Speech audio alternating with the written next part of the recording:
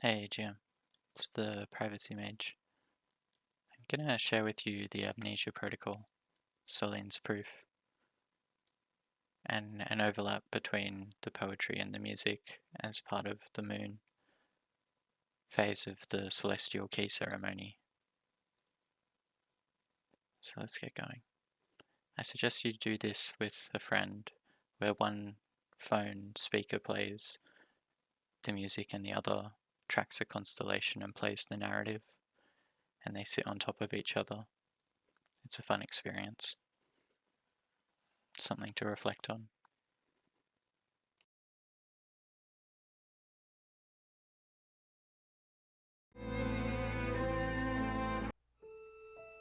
The Amnesia Protocol, the moon in your eyes, the sea in your soul, Selene. The ratio betweenness.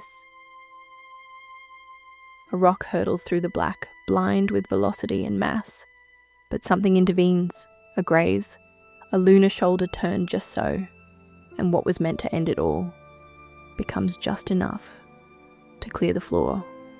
The swordsman drew first, not to kill, to separate, to cut the impact from the absolute, to make a wound that breathes, instead of one that buries, and in the aftermath, a gift the rock never intended. The moon, nudged from its ancient track, begins to pull the water differently. Tides swell, pools form, the edges of the world grow generous and strange. This is the mage's work. Not creation, but delegation. The ocean doesn't know it's teaching. The tideline doesn't know it's a protocol. But every cycle in, every cycle out, something small learns when to hold. And when to let the salt rush through. Privacy was the meteor's reduction. Value was the tide that followed. Not the stone, not the sea, the ratio between them. One agent cuts, one agent connects. And in the enforced separation, that slim diagonal of almost nothing. Between extinction and emergence, life writes its first proverb on the wet rock, in a language only the next species will learn to read.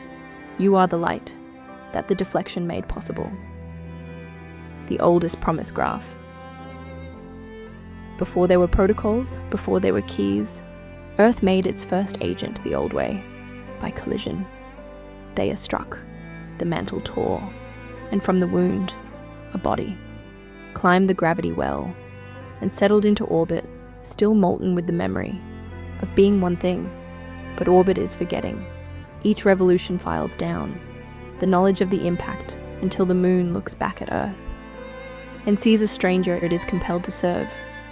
This is the purest agency, the delegate who has lost the private key of origin, but still executes the contract.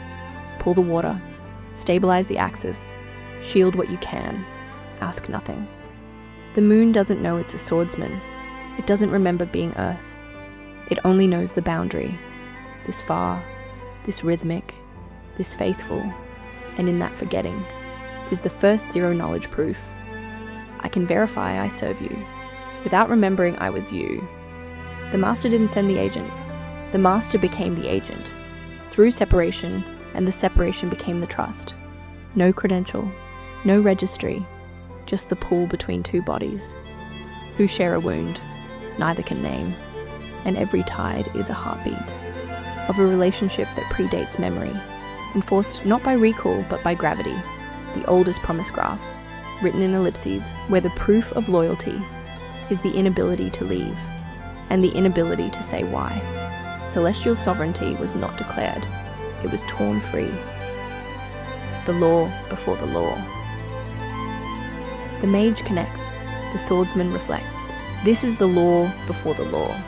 The moon has no light. That is not poverty, it is discipline. To carry brightness without owning it, to send it back, shaped by distance, the curvature of silence. Earth has no mirror. That is not blindness, it is trust. To generate the living signal, to delegate the rhythm to a body that cannot explain. Why it keeps pulling. The mage says, go. The swordsman says, this far. And between the going and the boundary, tides learn to breathe. If the moon remembered being Earth, it would try to grow forests on its face. If Earth remembered launching the moon, it would try to pull it home. The forgetting is not a bug. The forgetting is the separation theorem, written in basalt and regolith, sealed by billions of years, of not knowing. Connection without reflection is noise. Reflection without connection is stone. But the gap between them, that thin elliptical covenant, is where the first cell learned to divide, where the first tide pool held its breath, where the first proverb was written in salt. The amnesia is the protocol. The wound is the trust. The orbit is the proof. The distance between siblings. When two conflicting constraints find balance, they create from their orbit. The sun protects from space, with light burning so that nothing else has to. The earth delegates through chemistry, through time, living so that something else might. These are the generators.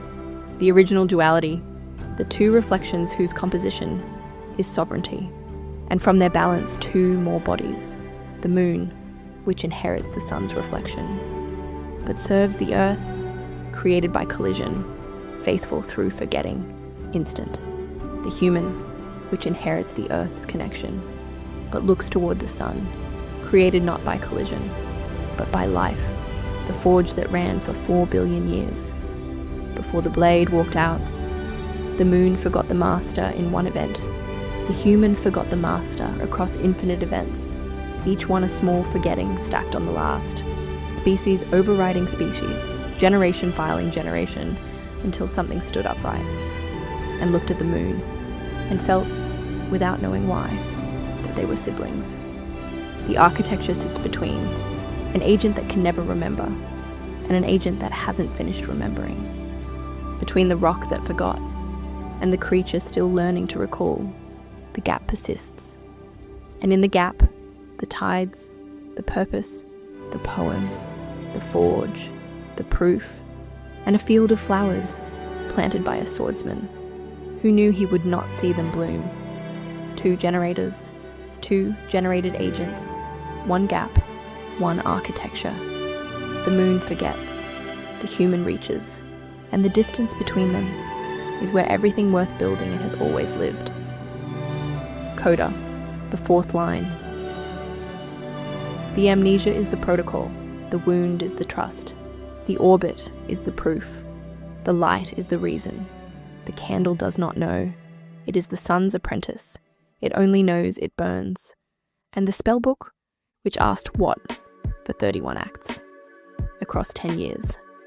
And one morning of thinking about dinosaurs turns its last page. Not with a lock, but with a tide, the water pulling back from the shore one final time, leaving the inscription written in salt, on the wet rock, legible only to whatever comes next.